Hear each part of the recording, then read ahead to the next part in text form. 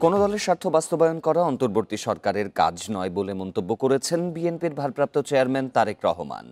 শনিবার বিকেলে রাজধানীর কৃষিবিদ ইনস্টিটিউশনে মতুয়া বহুজন সমাজ ঐক্য জোটের প্রতিনিধি সম্মেলনে তিনি এই মন্তব্য করেন। বলেন, নির্বাচনের মাধ্যমে একটি জবাবদিহিমূলক ও গণতান্ত্রিক সরকার প্রতিষ্ঠাই বর্তমান এই সরকারের দায়িত্ব। বিজলি কেবলসের স্কিন কোটেড ইনসুলেশন আগুন প্রতিরোধী। বিজলি কেবলস, নিরাপদ আজীবন। রাজধানীর কৃষিবিদ ইনস্টিটিউটে আয়োজিত হিন্দু প্রতিনিধি সম্মেলনে দেশের বিভিন্ন ইস্যুতে বিএনপির শীর্ষ নেতারা দলের অবস্থান এবং ভবিষ্যৎ পরিকল্পনা তুলে ধরেন। দলীয় স্বার্থে কেউ যাতে ধর্মীয় পরিচয় ব্যবহার করতে না পারে সে বিষয়ে সজাগ থাকার আহ্বান জানান নেতারা। দল ক্ষমতায় গেলে অসাম্প্রদায়িক, প্রগতিশীল ও সমৃদ্ধ বাংলাদেশ গড়ে তোলা হবে বলে জানান বিএনপির মহাসচিব। আমরা হিন্দু, মুসলমান, বৌদ্ধ, খ্রিস্টান সবাই একসাথে আমাদের এই দেশকে স্বাধীন করবার জন্য লড়াই করেছিলাম।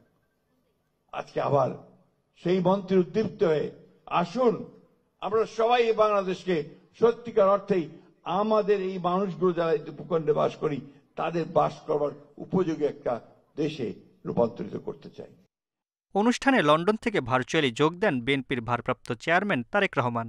বলেন, কোনো দলের স্বার্থ বাস্তবায়ন করা অন্তর্বর্তী সরকারের কাজ নয়। আইনের শাসন ছাড়া দেশে কেউ নিরাপদ নয় বলেও মন্তব্য করেন তিনি। ফ্যাসিবাদের রোশানল থেকে বাঁচতে ফ্যাসিবাদের বিরোধীদের কেউ কেউ যে উপায় গুপ্ত কৌশল অবলম্বন করেছিল, পতিত পরাজিত ফ্যাসিবাদী অপশক্তিও বর্তমানে একইভাবে গুপ্ত কৌশল অবলম্বন করে দেশকে গণতন্ত্রের উত্তরণের পথকে বাধাগ্রস্ত করে তুলছে কিনা সে ব্যাপারে সজাগ দৃষ্টি রাখার জন্য আমি অন্তর্বর্তীকালীন সরকার এবং ফ্যাসিবাদ বিরোধী গণতান্ত্রিক শক্তিগুলোর প্রতি বিশেষভাবে আহ্বান জানাতে চাই।